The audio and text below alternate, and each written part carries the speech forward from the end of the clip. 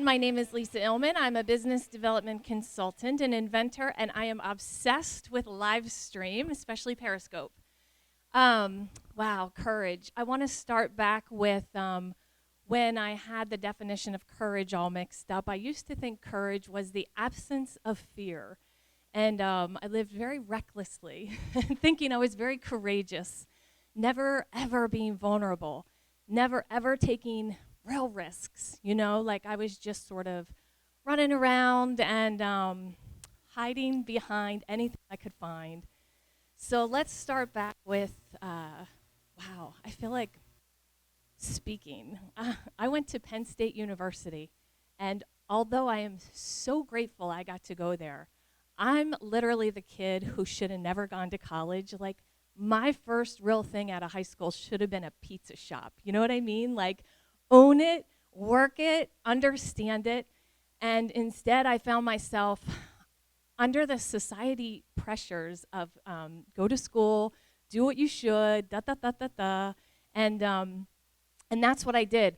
And here's what I want to say. My message for myself in this journey is entrepreneurship has been so much more about who I've become than a final destination for me. And so much of what I thought entrepreneurship was final destination. So when I was in college, I was in a course called speech communications, and I thought it was about learning how to communicate better. Well, it was about public speaking, and I got up to give my first presentation. I opened my mouth, nothing came out but a squeak. I ran out of the room, horrified.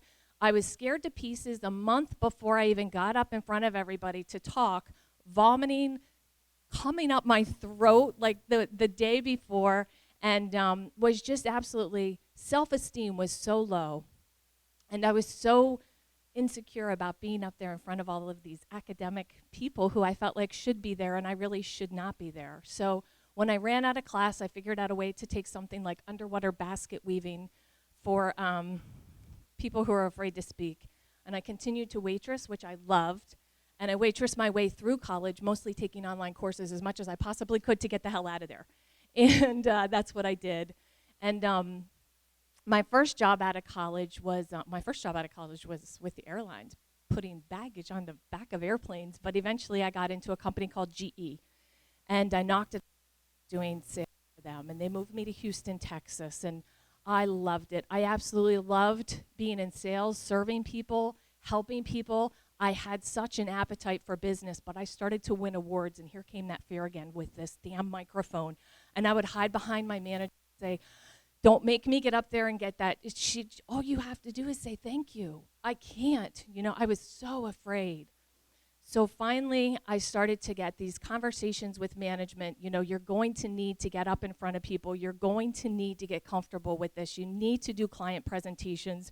We need you to say thank you when you win an award. And I started to watch Jack Welch videos. And here was this man with a stutter, right? Barely clipping 5'2". And I mean 5 foot, not 5'2", 5 foot. And he had a stutter, and he would talk to thousands and thousands of people about millions and billions of dollars. And I started thinking, well, if he can do it, I have to at least try to get up and say thank you. And I started to line up my stuffed animals on the couch, and I couldn't even go to Toastmasters. And I would practice, and I just started practicing and practicing and practicing and practicing, and slowly I started to give these presentations. And I just kept trying, and I just kept pushing, and I really loved my job, so I really wanted it to work. And finally one day something happened, and not only did I give up and give the presentation, I couldn't wait to do it. It was like I had a friggin' shift, right? And all of a sudden I felt what everybody used to call the big C, courage. And then it hit me. Courage is not the absence of fear. It is walking through fear time and time and time and time again until you have a shift.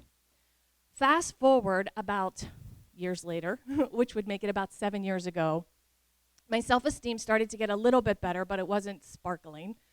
And I had a wonderful, and still have a wonderful spiritual mentor who always tried to encourage me to do things. And I was driving a minivan for GE and selling medical equipment. I don't have children, and at the time I was living in Washington Square West, Center City, Philadelphia. Imagine parallel parking that bad boy And why did I have a minivan with no kids?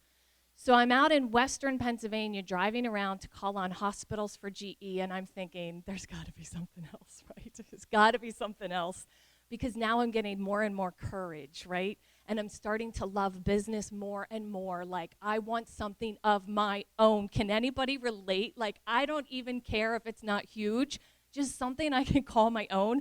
Do you know how much money I make these people? Like that, And then, who said it?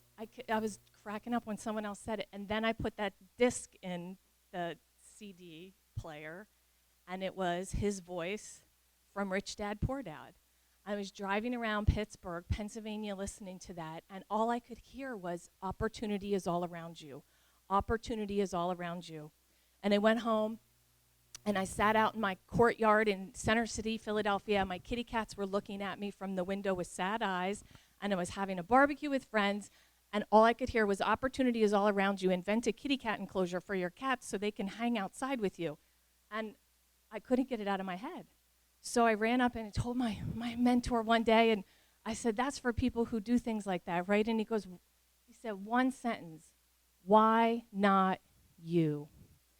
And I took that and I ran with it. And I used to spend 10 hours a day at work, and I'd come home and spend 3 to 4 more hours emailing China, trying to find a manufacturer to make these kitty cat enclosures. I finally did.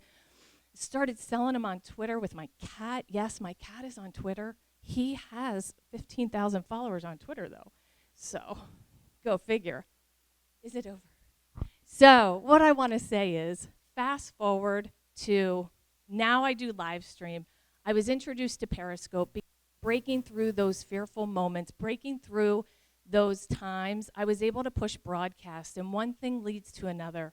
My message is, you're not going to be perfect at anything when you come out of the gate, and everything is about a stepping stone. So for me, it's been the evolution of becoming a more wiser, mature woman, and I am obsessed with being an entrepreneur because I think I just have so much more to grow.